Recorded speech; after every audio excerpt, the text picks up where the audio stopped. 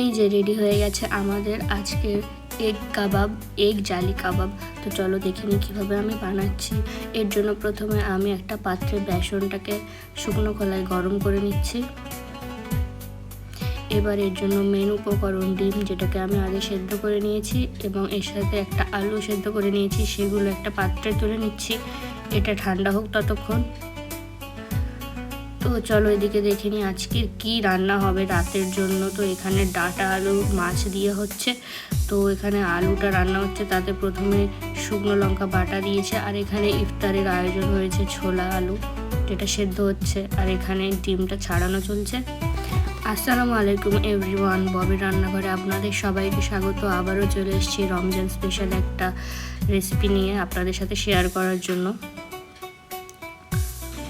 আজকের যে স্পেশাল রেসিপিটা আপনাদের সাথে শেয়ার করব সেটা হলো এগ জালি কাবাব। তো কিভাবে বানাতে হয় চলো একটার পর একটা স্টেপ আপনাদের দেখিয়ে দিই। তো এখানে ওই সেদ্ধ আলুটাকে একটা গ্রেটারে গ্রেট করে নিচ্ছি, আর ওই ডিম সেদ্ধ হয়ে গিয়েছিল সেটাকে আমি আলাদা করে নিয়েছি। কুসুম আর ডিমের বাইরের অংশটাকে আলাদা করে নিয়েছি। এবার সাদা অংশটাকে এরকমভাবে কুচিয়ে নিয়েছি। এবার এটাকে ওই সেদ্ধ গ্রেডের আলুর সাথে মাখিয়ে নিতে হবে।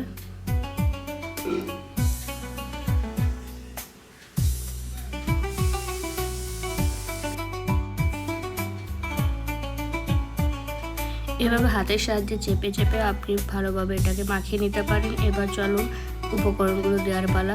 তো এখানে আমি বেরেস্তা বা পেঁয়াজকে ভালোভাবে ভেজে নিয়েছিলাম ব্রাউন ব্রাউন করে, এটাই দিয়ে দিয়েছি। এবার এতে আমি অ্যাড করেছি কাঁচা লঙ্কা কুচি, উপর থেকে আমি ছড়িয়ে দিলাম ধনেপাতা কুচি। এবার দিয়ে দিচ্ছি স্বাদ মতো নুন,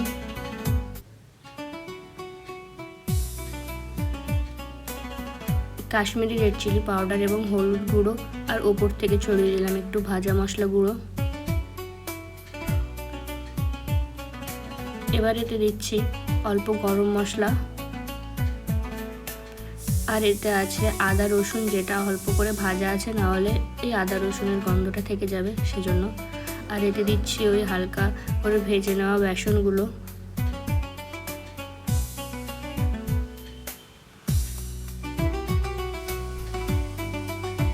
এবার এটাকে মিক্স করে নিতে হবে হালকা করে। এতে কোনো রকম পানি ইউজ করতে হবে না, এভাবে হাত দিয়ে মিক্স করে নিলে এটা হয়ে যাবে।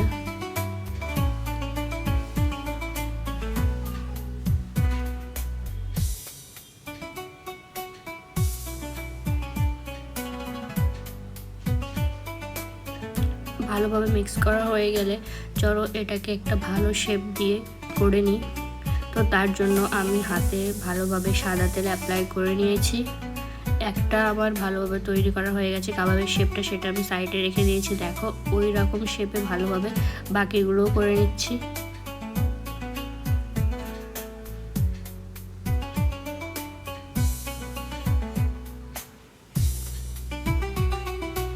তোমরা আশা করি এখানে দেখতেই পাচ্ছ যে শেপগুলো কীরকম হয়েছে। কাবাবের যেমন শেপ হয় ঠিক সেভাবেই তোমরাও করে নেবে। আর এখানে দেখো ইফতারের আয়োজন কি কি হয়েছিল।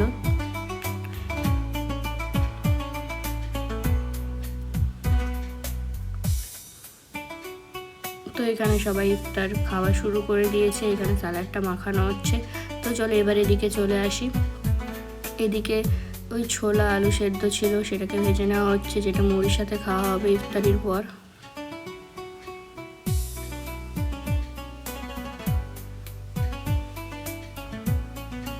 আর এখানে রাতের খাবার ডাঁটা আলু মাছ তৈরি হয়ে গেছে। এবার চলো ব্যাটারটা করে নিই কাবাবের জন্য। তো তার জন্য এখানে প্রথমে দুটো ডিম আমি ভেঙে নিয়েছি। এবার এতে উপর থেকে দিয়েছি একটু ভাজা মশলা আর স্বাদ মতো নুন। এবার একটা হুইস্কের সাহায্যে এটাকে ভালোভাবে ফেটিয়ে নিচ্ছি।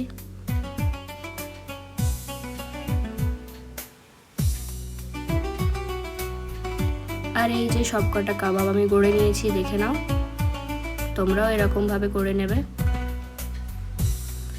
এবার আমি একটা ফ্রাইং প্যানে তেল গরম করে নিয়েছি, সাদা তেল ইউজ করেছি আমি এখানে। আর একটা কাবাব নিয়ে ব্যাটারে ডিপ করে তেলে ছেড়ে দিয়েছি। এর আগে আমি একটা ট্রাই করেছিলাম দেখার জন্য যে কীভাবে হচ্ছে, আমি তোমাদের সেকেন্ডটা দেখাচ্ছি। তো এভাবে উপর থেকে ডিমের ব্যাটারটা হালকা হালকা হাতে ছড়িয়ে দিতে হবে। এভাবে চারিদিকে ডিমের ব্যাটারটা ছড়িয়ে দেওয়ার পর একটা কাঁটা চামচ বা যে কোনো চামচ দিয়ে এভাবে উপরের দিকে তুলে দিতে হবে। কাবাবের ওপরে সব ব্যাটারগুলো এভাবে দিয়ে দিতে হবে।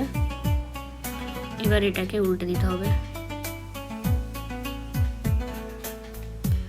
আর এভাবে কনস্ট্যান্টলি তেল দিয়ে যেতে হবে। ফ্লেমটাকে লোতে রাখতে হবে, না হলে পুড়ে যাবে বাইরেটা। দেখো এখানে আমাদের রেডি হয়ে গেছে জালি কাবাব। আশা করি তোমাদের এই ভিডিওটা অনেক ভালো লেগেছে। এরকম আরও নতুন নতুন রেসিপি দেখার জন্য অবশ্যই আমাদের চ্যানেলটাকে সাবস্ক্রাইব এবং একটা লাইক করে দেবেন।